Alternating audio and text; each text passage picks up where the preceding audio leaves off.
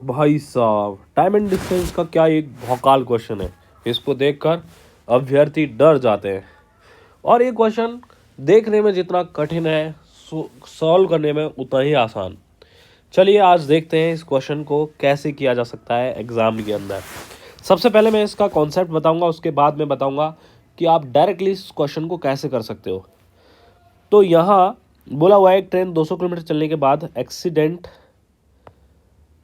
Accident mode में आ जाती है, एक्सीडेंट हो जाता है। तो हम कहेंगे कि मान लेते हैं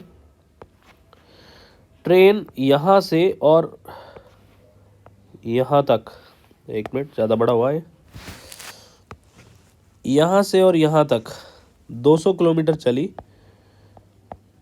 और फिर उसके बाद एक्सीडेंट हो गया है। तो ये एक्सीडेंटल स्पीड मैं कुछ कर्ली लाइन के थ्रू बना रहा हूँ और ये 35 मिनट लेट हो जाती है, सॉरी 45 मिनट लेट हो जाती है।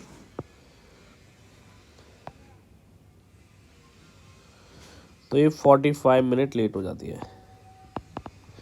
कह रहा है कि अच्छा, इसके कारण इसकी स्पीड जो है वो पहले से 4/5 हो जाती है।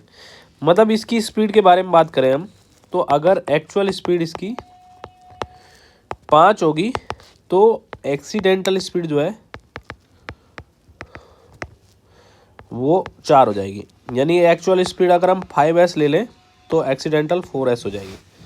तो हम कहेंगे जब ये सही चल रही थी तो इसकी स्पीड थी 5s, यहाँ स्पीड थी इसकी 5s, उसके बाद एक्सीडेंटल स्पीड इसकी 4s हो चुकी है।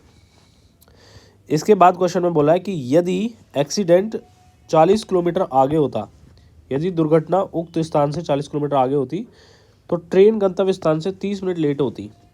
मतलब ये यहाँ तक तो ठीक चलती रहती, उसके बाद में 40 किलोमीटर और सही से चल लेती, इस पॉइंट के बाद में 40 किलोमीटर और सही से चल लेती और फिर एक्सीडेंट होता तो ये सिर्फ 30 मिनट लेट होती, ये 30 मिनट लेट होती। तो बताओ ट्रेन की स्पीड क्या है। ट्रेन की स्पीड यानी कि 5s की वैल्यू पूछ रहा है और चली गई दूरी बताओ क्या है। और ये डिस्टेंस यहाँ से यहाँ तक की पूछ रहा है, यहाँ से यहाँ तक की जो डिस्टेंस है वो डिस्टेंस आपसे पूछी गई है कि बताओ कितनी है। ठीक है, तो सबसे पहले हम स्पीड की बात करेंगे। देखो हम यहाँ से कहेंगे कि ये जो डिस्टेंस है हमारे पास 200 किलोमीटर, यहाँ से यहाँ तक 200 किलोमीटर है और ये 200 किलोमीटर है।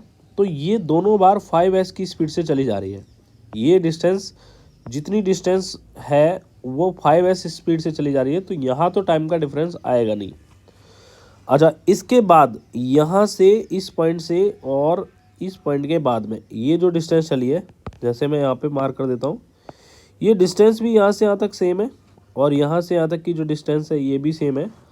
यहाँ भी ये एक्सीडेंटल स्पीड से चली है यानी कि 4s की स्पीड से चली है, तो यहाँ भी डिफरेंस नहीं आया हुआ। तो ये डिफरेंस कैसे आया, पहले 45 मिनट लेट थी, ये 30 मिनट लेट थी, ये डिफरेंस कैसे आया? क्योंकि ये यहाँ 40 किलोमीटर सही स्पीड से चल रही 5s की स्पीड से और ये पहले चल रही थी 4s की स्पीड से। ये 40 किलोमीटर की वजह से ही यहाँ टाइम का डिफरेंस 15 मिनट देखने को मिला है। टाइम का डिफरेंस जो है वो 15 मिनट देखने को मिला है यहाँ पर। तो हम कहेंगे कि इस दूरी की वजह से, ये जो दूरी है इस दूरी की वजह से टाइम में डिफरेंस 15 मिनट का आ जाता है।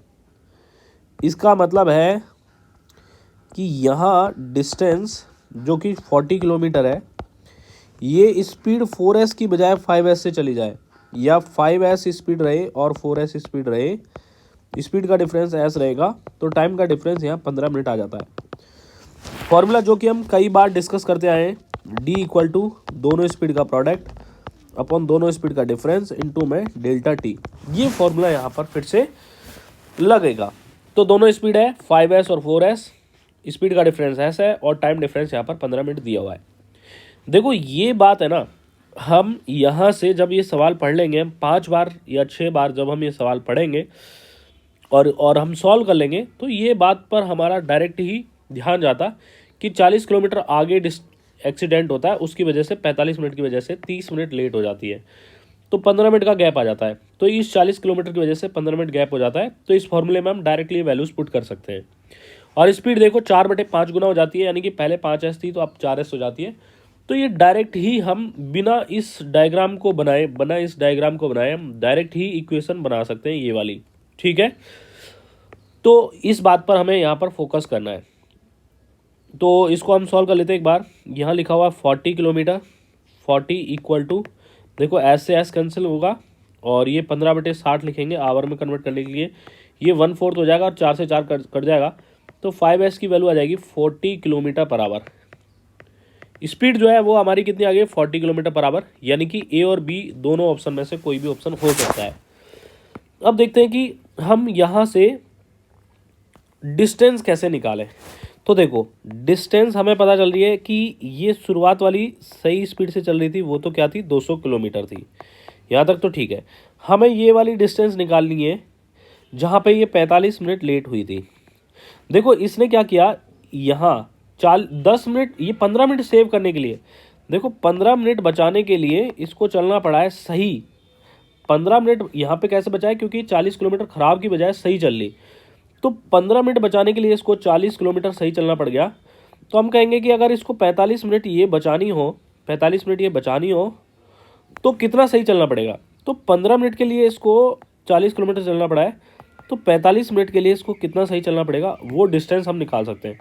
तो 15 से 3 बार, और ये 120 इसको सही चलना पड़ेगा, 120 किलोमीटर इसको सही चलना पड़ेगा, यानी कि ये जो डिस्टेंस है यहाँ से यहाँ तक, ये 120 किलोमीटर हमें मिल जाएगी। तो 200 तो पहले ही थी और 120 ये है, तो कितनी डिस्टेंस टोटल कवर किया है, 200 प्लस 120, 320 किलोमीटर हमारा आंसर आ जाएगा, यानी कि बी ऑप्शन हम यहाँ से आंसर कह देंगे। ये तगड़ा सवाल है, अब आपको इसे चुटकियों में कर देना है। Thank you.